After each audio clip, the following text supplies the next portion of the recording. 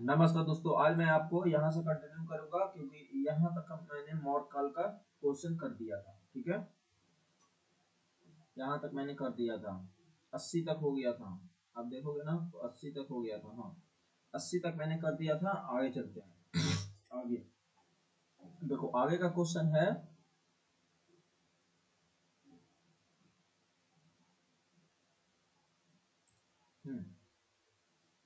आगे का क्वेश्चन है रामपुरवा स्तंभ लेक चौपारण बिहार में स्थित है और इसकी खोज 1773 में काइकल में की। देखो बिल्कुल सही है, ये तो बिल्कुल सही है कि रामपुरवा स्तंभ लेक चौपारण में स्थापित है और इसकी खोज 1773 में नहीं 1772 में किया गया था। सॉरी, 1872 में किया गया था। तो ये ऑप्शन गलत है। देखो ये सही है कि रामपुरवा स्तंभ लेक चौपारण बिहार में स्थित है। इसकी खोज 1873 में नहीं 1872 में काइकल ने की थी। ठीक है, फिर लोरिया नंदनगढ़ स्तंभ लेख शेर का चित्र का लेख है, नहीं शेर का नहीं है, मोर का है। मोर का है, ये भी ऑप्शन गलत है। तो इसका क्या हो जाएगा? डी, ना तो ए ना तो टू। रामपुरवा स्तंभ लेख चौपारण में स्थित है और इसकी खोज 1873 में काइकल में की थी। 1873 में नहीं 1872 में। ठीक है, लोरिया नंदन स्तंभ लेख शेर का चित्र का लेख है, नहीं शेर का नहीं, मोर का है। मोर का ठीक है, मोर का लेख है। तो ये गलत है। ठीक है, अशोक के किस अभिलेख में ग्रीक और अरमाइक भाषाओं का प्रयोग किया गया है? ये किया गया है मानसेहरा। तो अशोक का सर एक कुहाना जो है गंधार में है। इसमें ग्रीक और अरमाइक भाषाओं का प्राप्त हुआ है। किसका? ग्रीक और अरमाइक।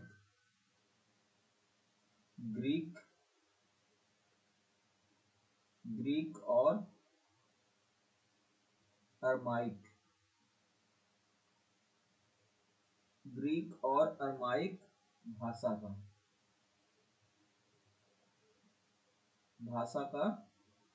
प्रयोग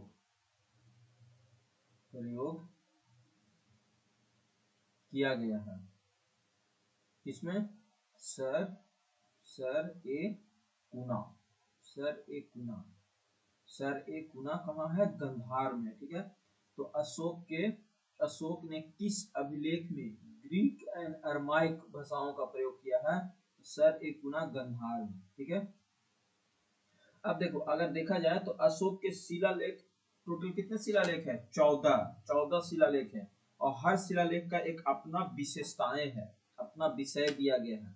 तो उसी विषय में कुछ देखो शिलालेख जो है ना यहाँ पे दिया गया है। जैसे पहला शिलालेख जो है वो पशुपति की निंदा किया गया है। बस बिल्कुल पहला शिलालेख है जो पशु बलि की निंदा के बारे में बताई गई है।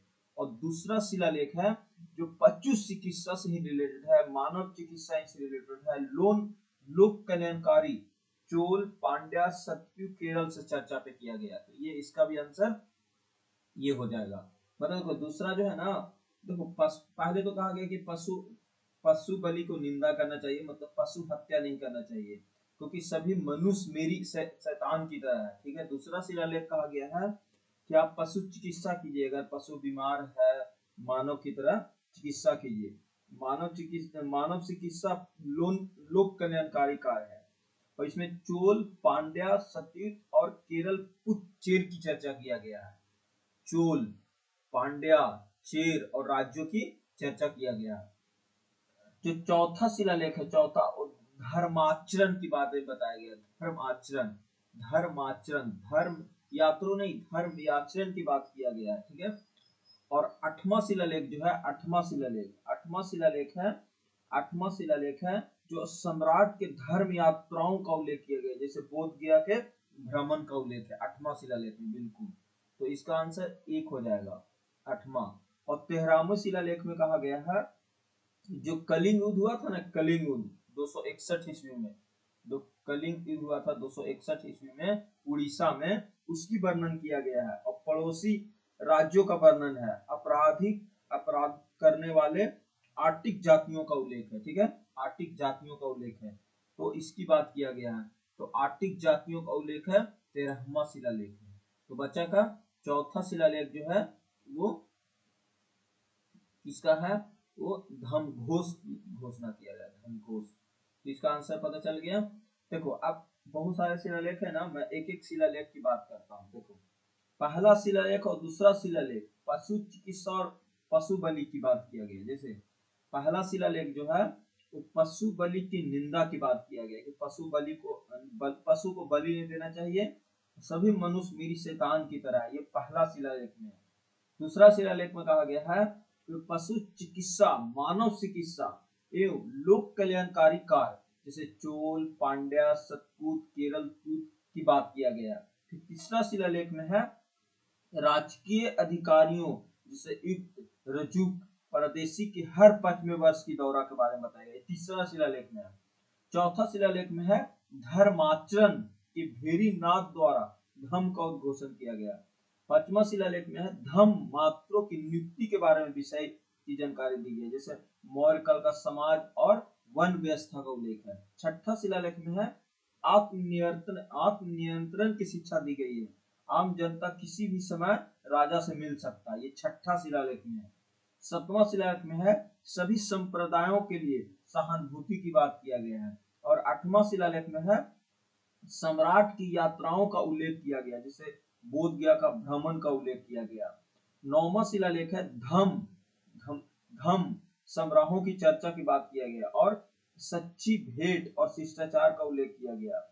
10वां शिलालेख में है इसमें अशोक ने आदेश दिया है कि राजा एवं उच्च अधिकारी हमेशा प्रजा के हित में सोचे। इसमें ख्याति और गौरव की निंदा की गई है तथा धर्म नीति की श्रेष्ठता पर बल दिया गया है। और 11वां शिलालेख है धर्म नीति की व्याख्या किया गया है। और 12वां शिलालेख है सर्वधर्म समभाव की स्त्री महामात्र की बात किया गया। और 13वां शिलालेख है कलिंग युद्ध का वर्णन, पड़ोसी राज्यों का वर्णन और अपराध करने वाले आर्टिक जातियों का उल्लेख किया गया। और 14वां शिलालेख में है अशोक ने जनता को धार्मिक जीवन बिताने के लिए प्रेरित किया। ये सब बातें आपको याद होना चाहिए। अगला क्वेश्चन, अगला है मौर्यकालीन समाज एवं वर्ण व्यवस्था का उल्लेख किस अभिलेख में किया गया। मौर्यकालीन, देखो मौर्यकालीन समाज और वर्ण व्यवस्था, मौर्यकालीन समाज और वर्ण व्यवस्था का उल्लेख किया गया है, किसमें किया गया है, इसमें किया गया है पचमा अभिलेख में, पचमा में किया गया है, पचमा में। तो पहला में क्या किया गया, पहला में किया गया है पशु बलि नहीं होना चाहिए, ठीक है। तीसरा में कहा गया है कि राजकीय अधिकारी जो भी युक्त होती है रजुक और प्रादेशिक को हर 5वें वर्ष का दौरा का आदेश किया गया। और 7वां अभिलेख में बोला गया है कि सभी संप्रदायों की सहानुभूति की बात किया गया। लेकिन 5वां भी अभिलेख में कहा गया है कि धर्म या महायात्रों की नियुक्ति के विषय में जानकारी, जहां मौर्यकालीन समाज और वर्ण व्यवस्था का उल्लेख किया गया, ठीक है। यहाँ तक समझ में आया, ठीक है। किसकी गलत पहचान करना, देखो गलत पहचान में इसकी तहसीला और राजधानी है, जैसे सोपारा, सोपारा की राजधानी कहाँ है, सोपारा। फिर है भाबरू, भाबरू, पुरी, मंसोरा, सोपारा, अहोरा, ये सब की राजधानी दिया गया, इसकी बात किया गया है, तोसली, ये सब। तो मैं इसके आंसर बताता हूँ, देखो मैं इसके आंसर देख लेता हूँ थोड़ा सा, मेरे को भी नहीं पता इसका आंसर।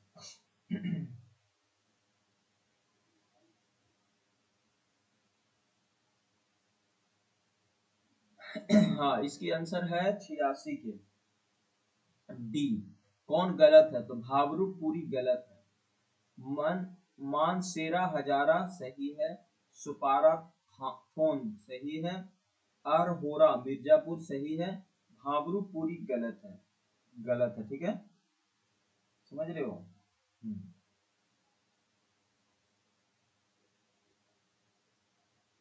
मानसेरा, मानसेरा हजारा सही है, सोपारा फोन सही है, अरहोरा मिर्जापुर सही है, भावरू पूरी गलत है। अगला है निम्नलिखित में कौन सा कथन सही नहीं है। सर्व धर्म सम्मान 12वां अभिलेख में बोला गया है। 12वां में सर्व स्वभाव अस्त्री महायान की चर्चा, बिल्कुल। सभी मनुष्य मेरी शैतान की तरह है, सभी मनुष्य मेरी शैतान की तरह है, नहीं, सभी मनुष्य मेरी शैतान की तरह है, ये पहला शिलालेख में कहा गया है, फर्स्ट शिलालेख में, फर्स्ट शिलालेख में, फर्स्ट शिलालेख में है, ठीक है। सभी मनुष्य मेरी शैतान की तरह है, तीसरा शिलालेख में नहीं है, पहला में है, क्योंकि इसी में पशु बलि की बात की गई है, ठीक है। सभी संप्रदायों के लिए सहानुभूति की बात सतवां शिलालेख में कहा गया है, बिल्कुल कहा गया है। सभी संप्रदाय की सहानुभूति की बात सतवां शिलालेख में किया गया है, ठीक है। आत्मनियंत्रण की रक्षा, आत्मनियंत्रण की रक्षा, आत्मनियंत्रण की रक्षा, आत्मनियंत्रण की रक्षा छठा शिलालेख में कहा गया, बिल्कुल छठा शिलालेख में। आत्मनियंत्रण की शिक्षा के बारे में छठा शिलालेख में बोला गया है, छठा शिलालेख, ये भी सही है। तो इसके आंसर पीछे में देखा जाए ये सही नहीं है, क्या बोलते हैं ये सर्वधर्म सम्मान 12वां शिलालेख में, बिल्कुल 12वां शिलालेख में, बिल्कुल। सभी मनुष्य मेरी शैतान की तरह तीसरा शिलालेख में नहीं, पशु बलि की बात किया गया और दूसरा में है। सभी सर्वदाओं के लिए सहानुभूति की बात सतवां शिलालेख में कहा गया, बिल्कुल सही है। आत्मनियंत्रण की रक्षा छठा शिलालेख में कहा गया, तो ये डी हो गया। देखो अब मैं फिर से पढ़ देता हूँ क्योंकि शिलालेख पूछा जाएगा। पहला शिलालेख है जो पशु बलि की निंदा की बात किया गया है, सभी मनुष्य मेरी शैतान की तरह है। दूसरा शिलालेख में कहा गया है पशु चिकित्सा, मानव चिकित्सा एवं लोक कल्याणकारी चोल, पांड्या, सतीपुत और केरलपुत चेर की चर्चा की गई है। तीसरा शिलालेख में है राजकीय अधिकारी जैसे युक्त, रजुक और प्रादेशिक हर 5वें वर्ष का दौरा का बात किया गया है। और चौथा शिलालेख में है धर्म आचरण के भेरीनाथ द्वारा धम्म का उद्घोष की बात किया गया। और 5वां शिलालेख में है धम्म महायात्रों के नियुक्ति के विषय की जानकारी देती है। तो जो तीसरा शिलालेख है ना वो राजकीय अधिकारियों जैसे युक्त हो गया, रजुक हो गया, प्रादेशिक हर 5वें वर्ष के दौरा के बारे में बताया गया है, ठीक है। और चौथा शिलालेख जो है, चौथा शिलालेख वो धर्म आचरण के भेरीनाथ द्वारा धम्म का उद्घोषित की बात किया गया, धम्म की उद्घोषित की बात किया गया, ठीक है। फिर है चौथी शिलालेख में धर्माचरण से भेरीनाथ द्वारा धम्म का उद्घोषण की बात किया गया। और 5वां शिलालेख है धम्म महांतरों की नियुक्ति के विषय में जानकारी मिलती है। मौर्यकालीन समाज और वर्ण व्यवस्था का उल्लेख किया गया है। छठा शिलालेख है इसमें आत्मनियंत्रण की शिक्षा दी गई है, आम जनता किसी भी समय राजा से मिल सकता है। 7वां शिलालेख में है सभी संप्रदायों के लिए सहानुभूति की बात की गई है। 8वां शिलालेख में है सम्राट की धर्म यात्राओं का उल्लेख किया गया है। 7वां में सभी संप्रदायों की और छठा में आत्म नियंत्रण की शिक्षा की बात किया गया, ठीक है। फिर है सम्राट की धर्म यात्राओं को उल्लेख, बोध गया के जो भ्रमण है ना 8वां शिलालेख में। 9वीं में धम्म समारोह की चर्चा, सच्ची भेंट और शिष्टा का उल्लेख। 10वां में कहा गया है अशोक ने आदेश दिया है कि राजा और उच्च अधिकारियों हमेशा प्रजा के हित में सोचे और इसमें ख्याति और गौरव की निंदा की गई है तथा धम्म नीति की श्रेष्ठता पर बल दिया गया। 10वां शिलालेख में 11वां में धम्म नीति की पूरी तरीका से व्याख्या कर दिया गया। 12वां में सर्वधर्म सहवाम और अस्त्री महामंत्र की चर्चा किया गया। और 13वां में कलिंग युद्ध का पड़ोसी राज का वर्णन है, अपराध करने वाले आर्थिक जातियों का उल्लेख है। और 14वीं में अशोक ने जनता को धार्मिक जीवन बिताने के लिए प्रेरित किया है, ठीक है। तो ये हमारा आंसर हो गया। अब देखो प्रांत है, देखो बहुत सारे प्रांत है और उसकी राजधानी है। तो सबसे पहले उज्जैनी की राजधानी है अवंती राष्ट्र, अवंती राष्ट्र। अवंती राष्ट्र, अवंती राष्ट्र, अवंती राष्ट्र, ठीक है।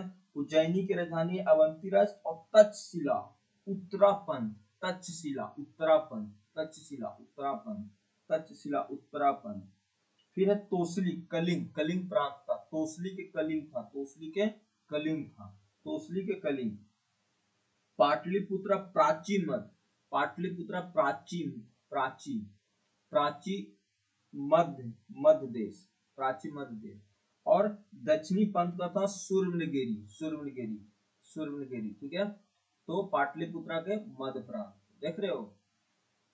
उत्तर, उत्तरापथ, उत्तरापथ की राजधानी था तक्षशिला, उत्तरापथ की राजधानी तक्षशिला था। अवंती की राजधानी उज्जैनी था, उज्जैनी, ये ध्यान रखना। अवंती की राजधानी जो था वो उज्जैनी था, अवंती की राजधानी उज्जैनी था, अवंती की राजधानी उज्जैनी था, ठीक है। और कलिंग, कलिंग का राजधानी तोसली था, तोसली, तोसली, तोसली, तोसली। कलिंग का राजधानी तोसली था, कलिंग का राजधानी तोसली। और मध्य प्रांत पाटलिपुत्रा और दक्षिणापंथ सुर्मनगिरी, दक्षिणापंथ सुर्मनगिरी, दक्षिणापंथ सुर्मनगिरी, ठीक है। और देखो ये जो है ना, ये इसकी नहीं है, 16वां महाजनपद की नहीं है, 16वां महाजनपद। 16वां महाजनपद में क्या था, 16 महाजनपद, 16 महाजनपद में अंग, अंग की राजधानी कहाँ थी, चंपा, पूछता है, चंपा, चंपा थी, चंपा। जो भी चंपा कहाँ है, भागलपुर, मुंगेर और बिहार। मगध, मगध, मगध, मगध की राजधानी कहाँ थी, गिरिबीच, गिरिबीच, गिरिबीच या राजगिरी, राजगिरी ये था। और काशी, काशी वाराणसी, काशी वाराणसी, वाराणसी था, ठीक है। फिर है वश, वश, वश, वश का था कौसंबी, कौसंबी, कौसंबी। फिर है कौशल, कौशल, कौशल के था श्रावस्ती, श्रावस्ती, श्रावस्ती था, श्रावस्ती था। और अवंती, अवंती, अवंती के था उज्जैनी, अवंती था का उज्जैनी, उज्जैन या उज्जैनी, उज्जैन, अवंती के उज्जैन। मल्ल, मल्ल के था मल, मल, मल के था कुशावती, कुशावती, कुशावती, कुशावती, मल्ल कुशावती। पंचाल, पंचाल, पंचाल, पंचाल के था, पंचाल के था, पंचाल अही, अही, अही चत्र, अहिश्चत्र। फिर है चेती, चेती, चेती, चेती का है चेती, चेती है शक्ति, शक्ति, शक्तिमती, शक्तिमती। फिर है मस, मस, मस, मस है विराटनगर, विराटनगर, ठीक है। मस है विराटनगर। कंबोज, कंबोज, कंबोज, कंबोज का है हाटक, हाटक, हाटक, हाटक। फिर है सूरसेन, सूरसेन, सूरसेन का है मथुरा, मथुरा, सूरसेन है मथुरा। अस्मक, अस्मक, अस्मक, अस्मक का है पोटली, पोटली, पोटली या पोटन, पोटन, पोटन। और गंधार, गंधार का है तक्षशिला, गंधार का है तक्षशिला। ये 14वां जब महाजनपद था ना, उसकी राजधानी की मैं बात कर रहा हूँ, ये भी ध्यान रखना है। देखो अंक था चंपा, मगध, गिरिवज, राजगिरी, काशी, वाराणसी, वश, कौसंबी, कौशल, श्रावस्ती, अवंती, उज्जैन, मल, कुशावती, पंचाल, अहिसित, चेती, शक्तिवीर, मस, विराटनगर, कंबोज, हाटक, सूरसेन, मथुरा, असमा, कोटली या कोटन, यही एक ऐसा था जो दक्षिण भारत का था, और गंधार तक्षशिला था। ठीक है, समझ रहे हो, गंगा नदी गोदावरी नदी के तट पर भारत का एक ऐसा महाजनपद था। ठीक है, तो ये वाला है। अब इसका जो है ना, ये मौर्य काल की राजधानी थी। उत्तरापन तक्षशिला, अवंती उज्जैनी, कलिंग तोसली राजधानी था, मध्य प्रांत था पाटलिपुत्रा, और दक्षिणी प्रांत था सुर्णगिरी। ठीक है, यहां तक समझ में आ गया। देखो, अभिलेखों के किस शासक का उल्लेख प्रियदर्शी या देवनागरी के रूप में किया गया? तो ये अशोक को किया गया, अशोक को। देखो अशोक को, नवासी, अशोक को अभिलेखों के किस शासक का उल्लेख प्रियदर्शी एवं देवनागरी के रूप में किया गया है? हर्षवर्धन,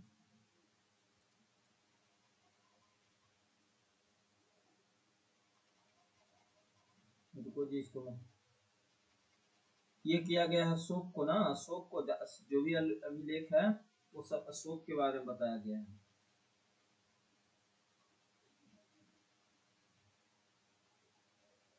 हर्षवर्धन की बात दे रहा है। रुको रुको, मैं चेक करता हूँ। तो यहाँ तक क्लियर हो गया है, आगे चलते हैं। अगला क्वेश्चन, अगला क्वेश्चन है, ये वाला क्वेश्चन मैं देख लेता हूँ, इसका आंसर क्या दिया है। अभिलेखों के किस शासक का उल्लेख प्रियदर्शी, प्रियदर्शी या देव नाम प्री के नाम से जाना गया, देव नाम प्री के नाम से जाना गया? तो चंद्रगुप्त मौर्य नहीं, समुद्रगुप्त नहीं, अशोक या हर्षवर्धन? तो इसमें अशोक, हर्षवर्धन दे रहा, अशोक कैसे होगा? अशोक ना होगा, मैं देख लेता हूँ, एक सेकंड।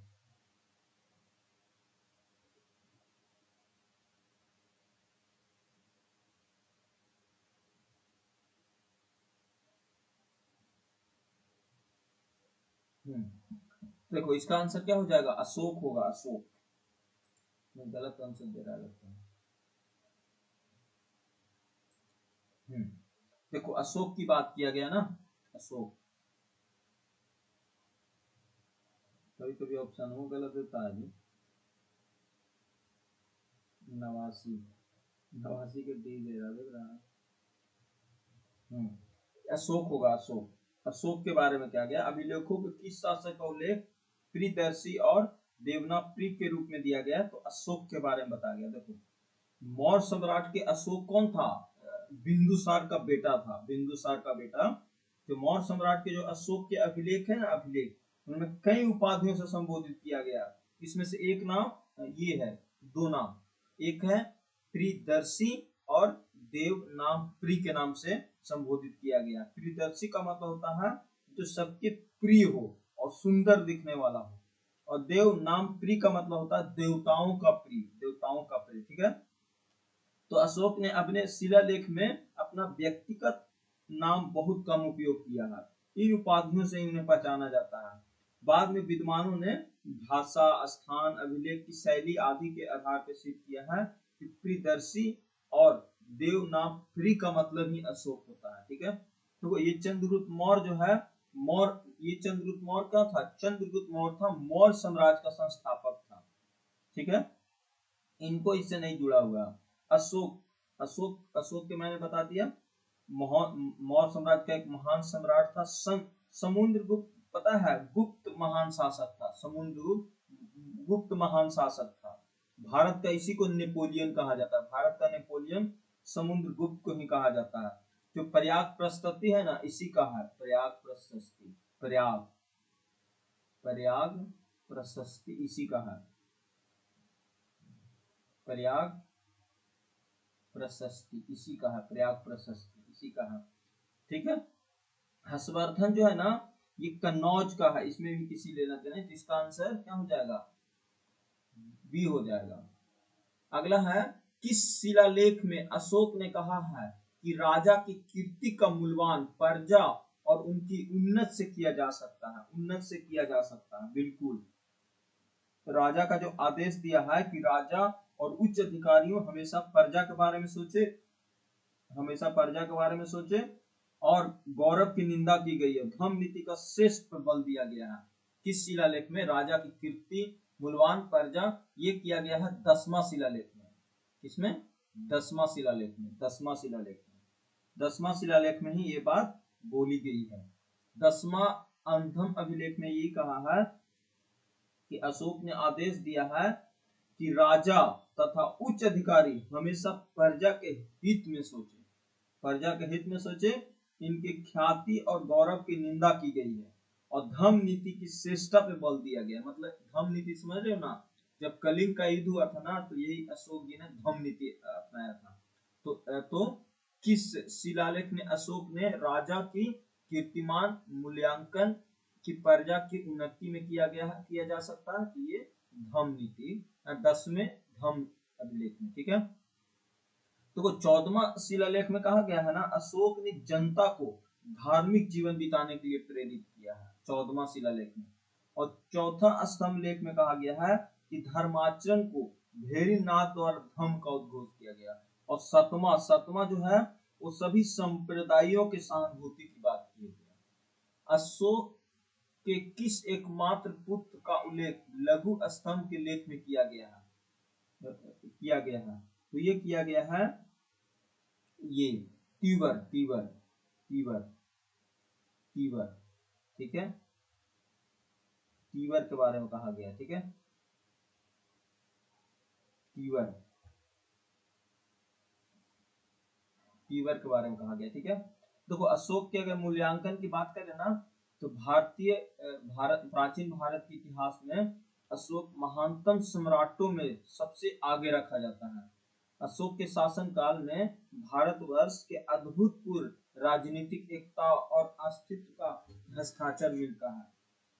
राष्ट्रीय एकता की समस्या को उन्होंने अत्यंत कुशल पूर्वक हल किया है, तथा संपूर्ण देश में एक भाषा, एक लिपि और एक ही प्रकार का कानून प्रचलन करवाया। ऐसी व्यवस्था वर्तमान में प्रासंगिक हो सकती है, ये बोला है। अशोक कला प्रेमी और कला का संरक्षक था। अशोक जी कला प्रेमी और कला का संरक्षक था। बौद्ध परंपरा में इन्हें 84,000 स्तूपों का निर्माण का श्रेय प्रदान किया है। जैसे कश्मीर में श्रीनगर, नेपाल में देवपतन नामक 2 नगरों की स्थापना इन्हीं ने करवाई है, ठीक है। फिर है अशोक का साम्राज्य बहुत विशाल था, लेकिन साम्राज्य के हिसाब से महानता को भी मापना तर्कसंगत नहीं है। इनकी महानता को मानवादी सिद्धांत के कारण है, इन्हीं उच्च सिद्धांतों के आधार पर शासन किया है। अपने 10वें धम्म अभिलेख में ही राजा की कीर्ति का मूल्यांकन प्रजा की नैतिक उन्नति के लिए किया जा सकता है। यही कारण है कि सम्राट अशोक ने युद्ध विनाशकारी मार्ग छोड़कर बुद्ध की शांति का मार्ग अनुसरण किया। सही अर्थों में अशोक प्रथम राष्ट्रीय सम्राट था जिन्हें विश्व इतिहास के भारत के नाम पे दर्ज हुआ, ठीक है, समझ गया। फिर देखा जाए तो जब अशोक की मृत्यु होती है, अशोक का मृत्यु होती है 232 में, 232 ईस्वी में, 232 ईस्वी में जब अशोक जी का मृत्यु होती है, अशोक जी का मृत्यु होती है, लगभग 232 ईस्वी के लगभग इनकी मृत्यु होती है। तो लघु स्तंभ लेख में ही एक पुत्र तीवर का उल्लेख किया गया है, तीवर का, तीवर का। जब अशोक का 232 ईस्वी में, 232 ईस्वी में मृत्यु हुआ, लगभग की बात हो रहा है, तो मृत्यु हुआ, तो इनका पुत्र है, एक पुत्र थे जिनका नाम था तीवर, तीवर, तीवर की बात किया गया है, तीवर, तीवर की बात किया गया, ठीक है, तीवर का बात किया। जबकि अन्य स्रोतों में विषय में ये सब मौन है, मतलब और सब बातें नहीं बताई गई है, बस यहीं पे बताया गया है। पुराणों में उल्लेखनीय दशरथ के विषय के पूरा साक्ष्य भी प्राप्त होता है। उसने 8 वर्षों तक शासन किया और अशोक की तरह देव नाम प्री की उपाधि धारण करता है। उसने बिहार प्रांत के गया जिला में, देखो बिहार प्रांत के किस मौर्य शासक ने गया जिले के नागा अर्जुन पहाड़ी पर आजीविकों के लिए 3 गुफाएं निर्मित करवाया था। तो ये पुराणों में उल्लेखित है कि दशरथ के विषय में पुरातत्विक साक्ष्य भी प्राप्त है। उसने 8 वर्षों तक शासन किया। अशोक की तरह देव देवनामप्री की उपाधि ली धारण की, और उसने बिहार के प्रांत गया जिले में नागा अर्जुनी पहाड़ी पे आजीवक संप्रदाय साधुओं के निवास के लिए 3 गुफे बनवाए थे। तो ये बनवाया था दशरथ ने, ठीक है, दशरथ का ये काम था, दशरथ जी ने करवाए थे, ठीक है। पूछा जाता है कि गया जिले के नागा अर्जुनी पहाड़ी के आजीविकों के लिए 3 गुफाएं निर्मित करवाया था राजा दशरथ ने। फिर है सभी पुराणों बृहद में ही मौर्य वंश का अंतिम शासक मानते हैं। ये दशरथ को अंतिम शासक मानते हैं और उनका सेनापति था पुष्यमित्र शुक था। दशरथ के जो सेनापति था वो था पुष्यमित्र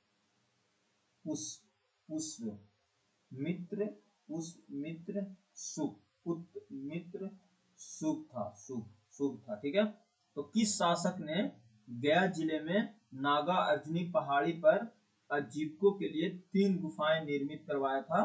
तो ये कह रहा था दशरथ ने। और दशरथ के जो उत्तराधिकारी था, या उत्तराधिकारी बोलो या उसका क्या बोलते हो, शासक, उत्तर सेनापति बोलो, पुष्यमित्र शुक था, ठीक है।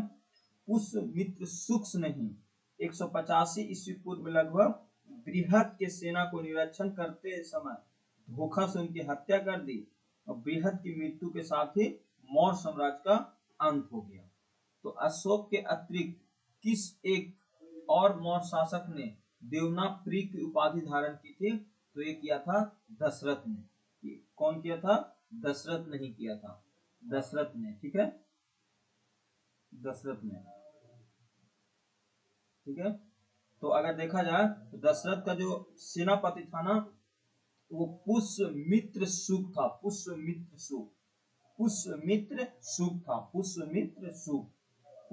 शुक ने 185 ईस्वी में लगभग जो बृहद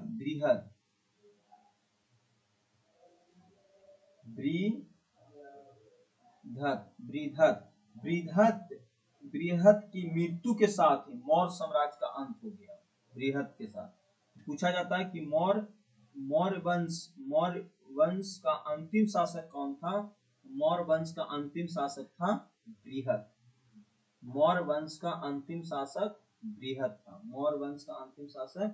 बृहद था, ठीक है। तो यहाँ तक हम लोग को देखो, मौर्य काल का जितना भी राजा था ना, जैसे पहला था चंद्रगुप्त मौर्य,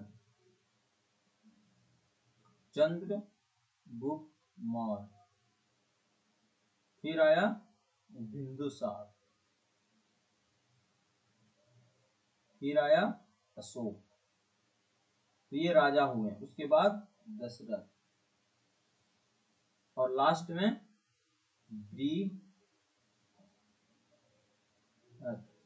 बृहद। तो ये लोग मौर्य काल से रिलेटेड थे, ठीक है। तो ये सब पूरे हम लोगों ने पढ़ लिया। चंद्रगुप्त मौर्य के बारे में पढ़ लिया, बिंदुसार के बारे में पढ़ लिया, अशोक के बारे में पढ़ लिया, दशरथ के बारे में पढ़ा। अब इसके बारे में पढ़ना है अशोक के प्रशासनिक व्यवस्था कैसा था, क्या था। देखो, अब जो 100 क्वेश्चन है ना, वो पूरा प्रशासनिक व्यवस्था के बारे में बताया गया। पूरा जो भी है ना, 100 क्वेश्चन जो था वो था आपका किसका ये था पूरा शासन व्यवस्था का था कि कौन कौन से शासन व्यवस्था हुए। फिर उसके बाद अभी जो भी पढ़ोगे वो पढ़ोगे, देखो यहाँ तक, यहाँ तक पूरा पढ़ोगे किस तरह से शासन व्यवस्था था उनका, ठीक है। अब आगे चलते हैं। ये भी पूछा जाता है, यहाँ से तो क्वेश्चन सबसे ज्यादा पूछते हैं।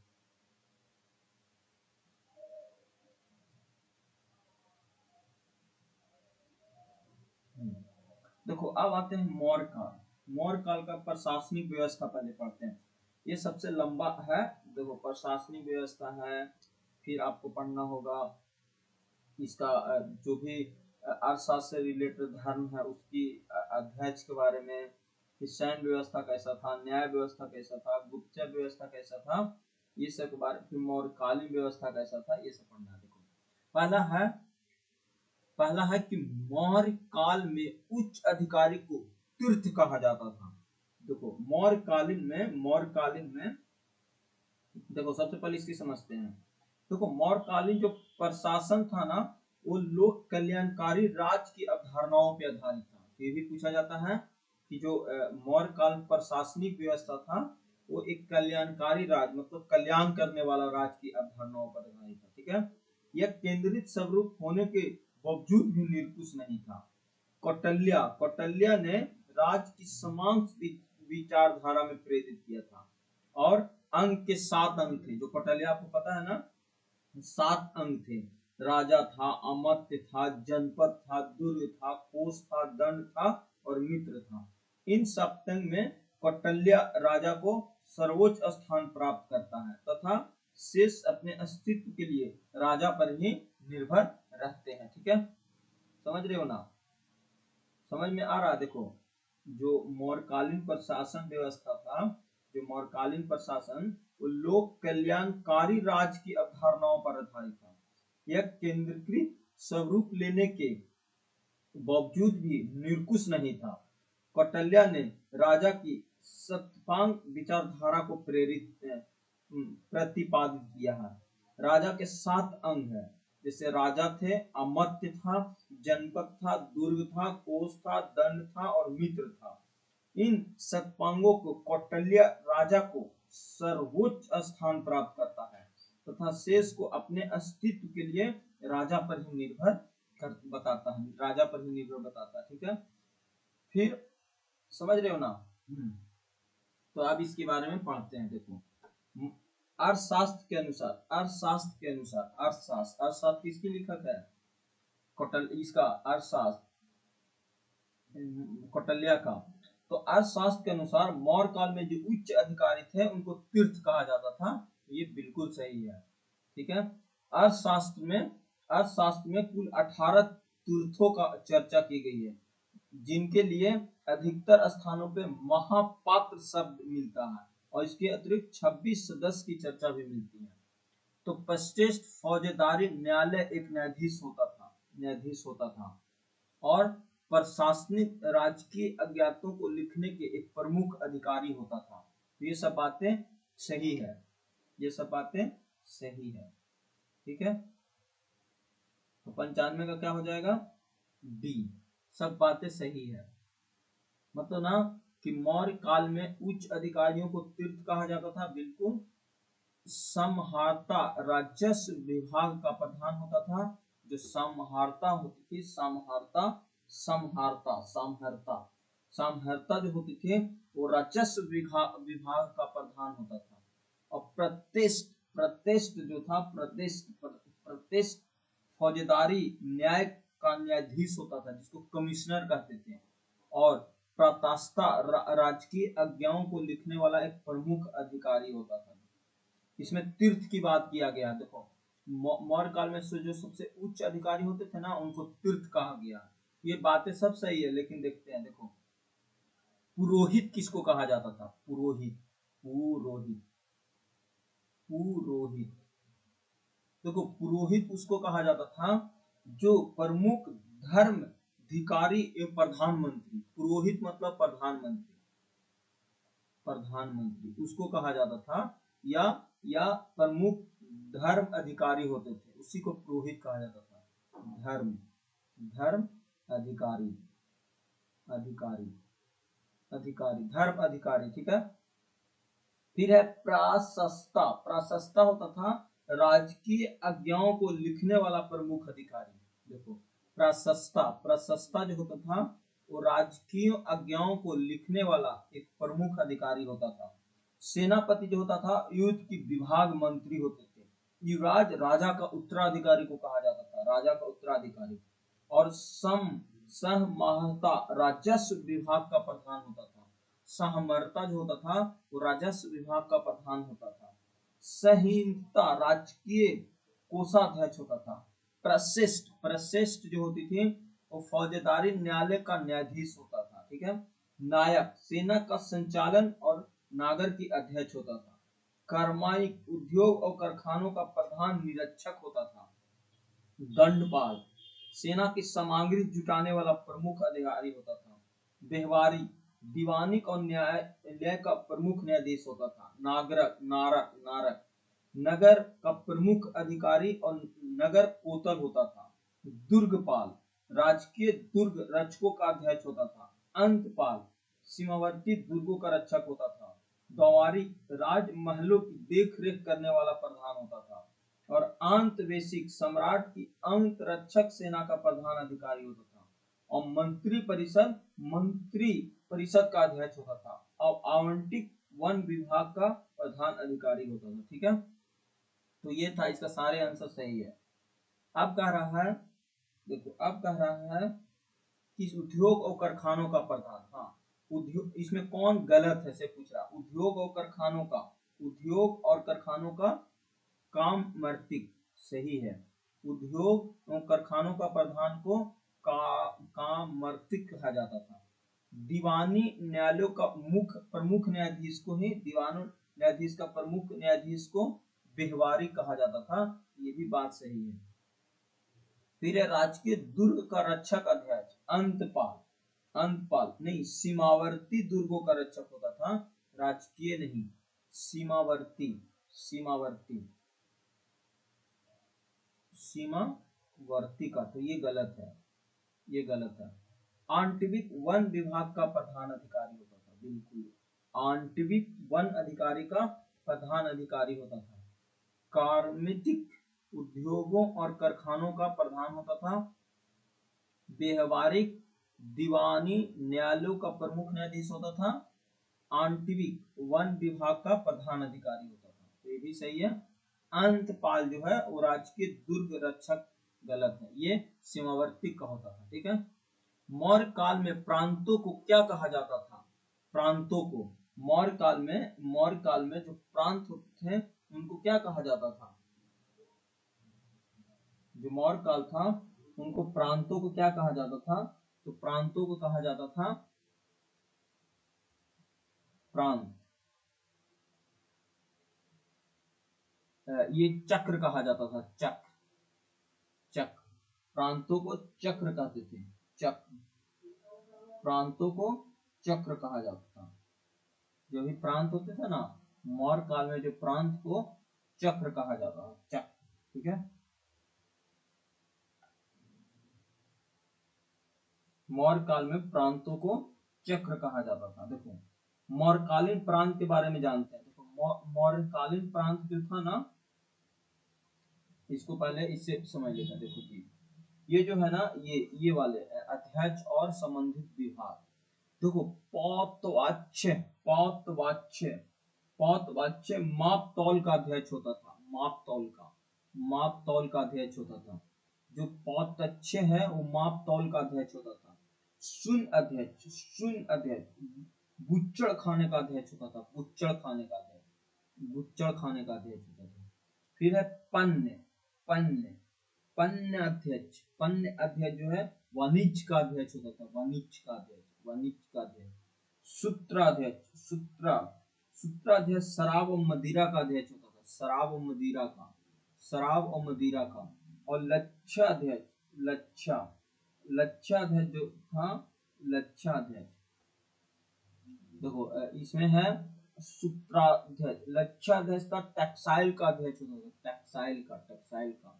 और ये सूत्राध्यक्ष कदाई और बुनाई विभाग का अध्यक्ष होता था। ठीक है। तो पुथाच्य वाणिज्य का अध्यक्ष होता था। सुना अध्यक्ष बुच्चड़ खाने का अध्यक्ष होता था।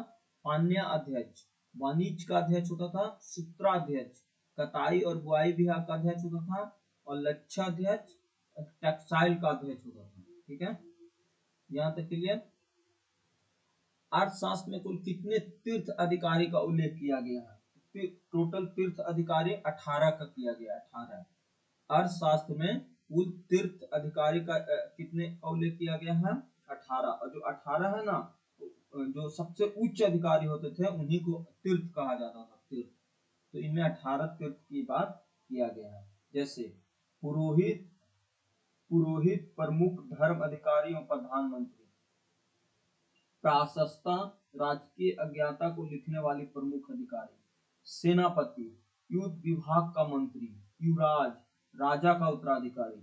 सहमार्ता, राजस्व विभाग का प्रधान।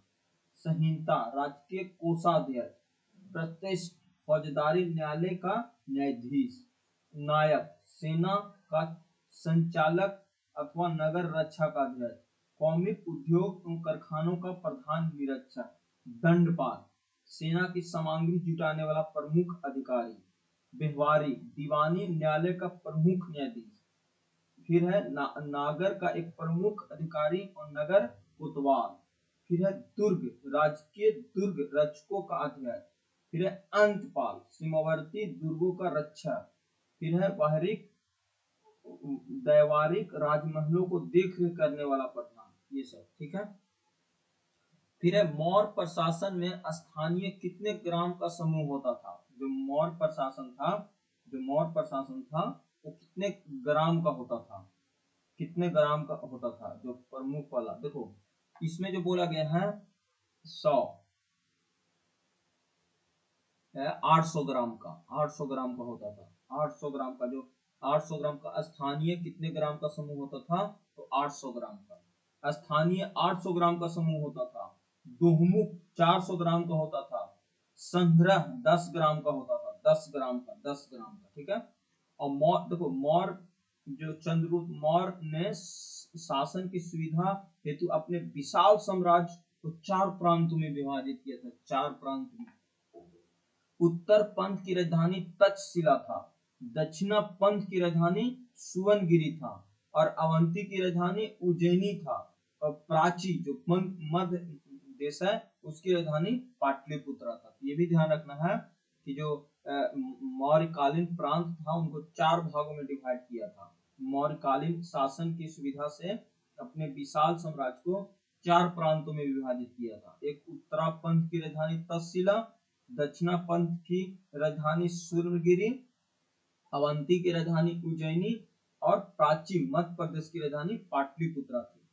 प्रांतों का शासन राजविषय कुमार और आर्यपुत्र नामक पदाधिकारियों के द्वारा होता था। मौर्य काल में प्रांतों को चक्र कहा जाता था, जो अभी लिखा गया है, ठीक है। जो मंडलों में विभाजित थे उन प्रांतों पर शासन सीधे सम्राट द्वारा नियंत्रित न होकर उनके प्रतिनिधियों द्वारा संचालित होता था। अशोक के समय प्रांतों की संख्या 4 से बढ़कर 5 हो गई। और 5वां प्रांत कलिंग था, जिनकी राजधानी कहाँ थी, तोसली थी, ठीक है, तोसली। और प्रमुख शासन खंड में बांटा गया था। जैसे केंद्र में था, प्रांत को प्रमुख अधिकारी या आर्यपुत्र कहा जाता था, आर्यपुत्र। और मंडल को प्रमुख अधिकारी या पृष्ठ प्रादेशिक कहा जाता था। स्थानीय 800 ग्रामों का एक समूह होती थी। और दोनमुख 400 ग्रामों का समूह।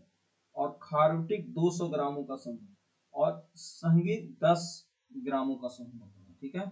स्थानीय कितना था, 800। निम्नलिखित में किसने चतुरंग बल को मौर्य सैन्य व्यवस्था का प्रमुख बताया था। चतुरंग बल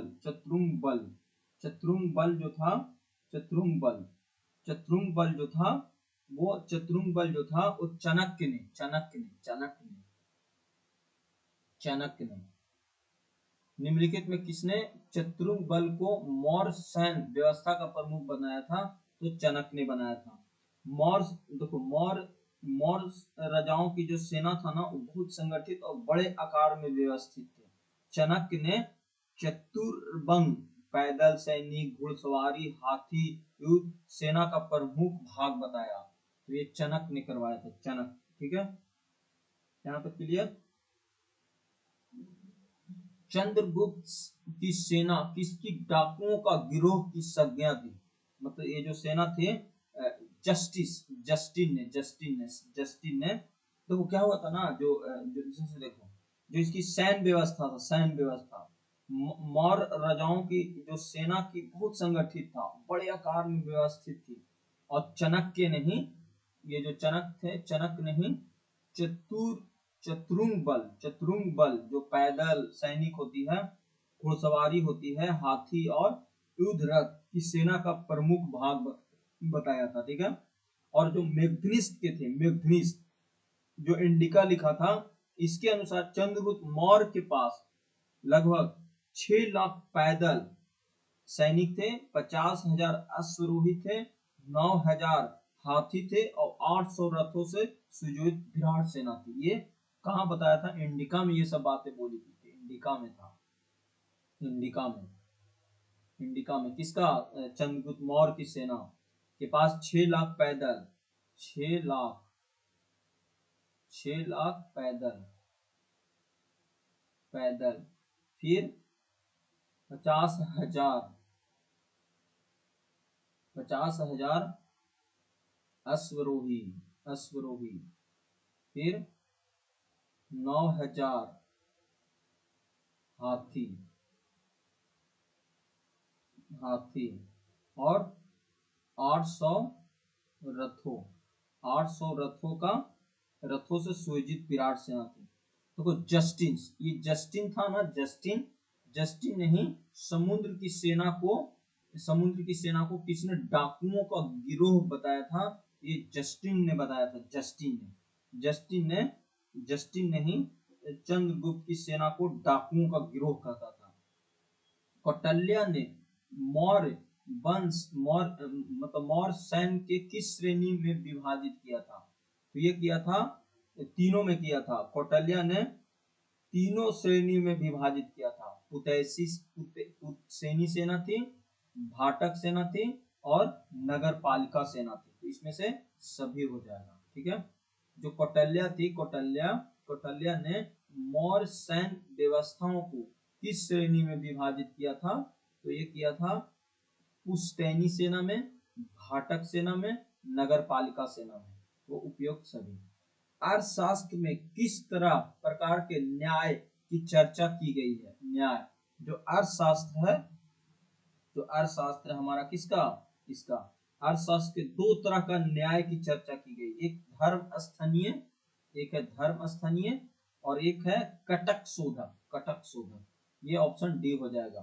अर्थशास्त्र में किस प्रकार से न्याय की चर्चा की बात की गई है? एक है धर्म स्थनीय और कट शोधक। देखो, मौर्य काल में जो सम्राट सर्वोच्च और अंतिम न्यायाधीश था, ग्राम सबसे छोटा न्यायालय था। जो ग्राम वो सबसे छोटा न्यायालय था। ग्राम जो था वो सबसे छोटा न्यायालय था, जहां ग्रामनी और ग्रामविद अपना निर्णय देते थे और उनके मुख्यतः संग्रह, दोनपूर्ण, स्थानीय तथा जनपद के न्यायालय थे। यही अर्थशास्त्र के 2 न्यायालय की चर्चा किया गया, एक धर्म स्थनीय और कुट शोधक, ठीक है। धर्म स्थनीय न्याय के दीवान अर्थात स्वीत विवाह संबंधित विवादों का निपटारा करते थे, जबकि जो कट शोधक न्यायालय था वो फौजदारी अर्थात हत्या और मारपीट जैसे समस्याओं का निपटारा करता था। ये हत्या और मारपीट का, और ये धर्म था, वो धर्म से रिलेटेड, शादी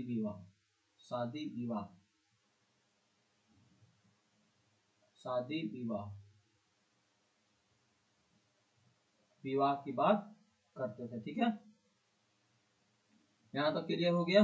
देखो, धर्मस्थी न्यायालय दीवानी और विवाह संबंधित निपटारा होता था, बिल्कुल। कट शोधक न्यायालय द्वारा फौजदारी, हत्या और मारपीट जैसी समस्याओं का निपटारा होता था, बिल्कुल। तो दोनों विचार सही है, ठीक है, उपयुक्त दोनों सही है। मौर्यकालीन गुप्तचर, देखो गुप्तचर व्यवस्था का प्रथम विस्तृत वर्णन किस ग्रंथ से प्राप्त होता है? तो गुप्तचर से संबंधित विभाग महाप्रंस्वन कहा जाता है। अर्थशास्त्र में गुप्तचरों को गुण पुरुष के प्रमुख अधिकारी सम्मात कहा गया है, सम्मात कहा गया, ठीक है, सम्मात कहा गया, सम्मात, ठीक है, सम्मात। तो अगर देखा जाए ना तो मौर्य काल में गुप्तचर विभाग को क्या कहा जाता था, तो महा महा महा महाप्रंसर कहा जाता था, महाप्रंसर, महाप्रंसर, ठीक है। और मौर्य कालीन गुप्तचर व्यवस्था में प्रथम विस्तृत वर्णन किस ग्रंथ से प्राप्त हुआ है, तो किस ग्रंथ से प्राप्त हुआ, किस ग्रंथ से प्राप्त हुआ है, तो ये अर्थशास्त्र, अर्थशास्त्र से ही प्राप्त हुआ, अर्थशास्त्र, अर्थशास्त्र से ही प्राप्त हुआ है। देखो मौर्यकालीन गुप्तचर व्यवस्था का प्रथम विस्तृत वर्णन कहाँ से, अर्थशास्त्री तो एक ऐसा था जिसमें सैन्य व्यवस्था के बारे में, गुप्तचर के बारे में, फिर कैसे सैन्य को किया जाएगा, यही सब तो बताया गया था। हाँ, और फिर मौर्य काल में गुप्तचर विभाग को कहा जाता था तो महाप्रांसर कहा जाता था, ठीक है। निम्नलिखित कथनों पर विचार कीजिए। मौर्य काल में गुप्तचर को सर्व सहमात कहा जाता था, गुप्तचर को सर्व सहमात कहा जाता था, नहीं, सर्व शांत नहीं कहा जाता था, ये कहा जाता था महा महा महा मात सर्प कहा जाता था, महामत सर्प कहा जाता था, ठीक है। गुप्तचर विभाग के प्रधान अधिकारी गुह पुरुष कहलाते थे, गुह पुरुष कहलाते थे, गुण पुरुष कहलाते थे, गुण पुरुष कहलाते थे। हाँ यहाँ हट गया है, ये सही है, ये सही है, केवल 2 हो जाएगा, केवल 2, सॉरी गुह पुरुष नहीं, गुण पुरुष, तो ये भी सही, ये भी गलत हो जाएगा। इसको बोला जाता था पता है क्या, गुण पुरुष, गुण पुरुष, यहाँ तो गुण पुरुष किया हुआ है ना, गुह पुरुष लिखा हुआ है, ये था, तो ये भी गलत है, तो इसका आंसर क्या हो जाएगा, डी, ये भी नहीं होगा, डी, ठीक है। मौर्य काल में गुप्तचर को ये कहा जाता था महा महा महा महापस, और जो गुण पुरुष होते थे वो गुप्तचर विभाग के प्रधान अधिकारी होते थे, गुप्तचर विभाग के गुण पुरुष उनके प्रमुख अधिकारी को सर्व सहमान कहा जाता था, सर्व सहमान, ठीक है, समझ में आ गया। अगला है निम्नलिखित कथनों को सही करें। संस्था जो संगठित होकर कार्य करते थे, बिल्कुल, संस्था जो थे वो संगठित होकर कार्य करते थे, संस्था संस्था जो थे वो संगठित होकर कार्य करते थे। और संचरा जो था वो धूमधाम की सूचनाएं इकट्ठा करते थे, संस्था जो था वो संगठित होकर कार्य करते थे, और संरचना जो था वो घूम घाम कर सूचना इकट्ठा करते थे, तो ये भी सही है, तो दोनों सही है, ठीक है।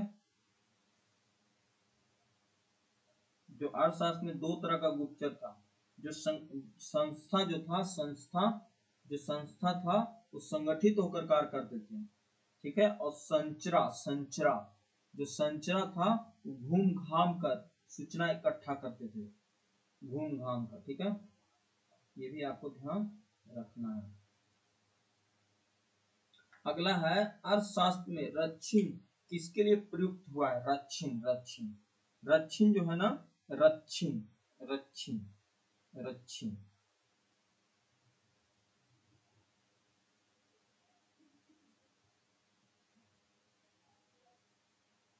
देखो रक्षिण जो है ये किया गया है गृह, ये कुछ बोलते हैं इसके लिए, पुलिस के लिए, पुलिस, रक्षिण मतलब रक्षा करना, पुलिस के लिए, पुलिस के लिए रक्षिण किसके लिए प्रयुक्त हुआ है, तो पुलिस के लिए। अर्थशास्त्र में रक्षिण जो है, रक्षिण रक्षिण पुलिस के लिए किया गया, पुलिस, पुलिस के लिए, ठीक है। यहाँ तक रहने देते हैं, फिर आगे चलते हैं। ये ज्यादा लंबा वीडियो होने से क्या होता है ना, फंसने लगता है।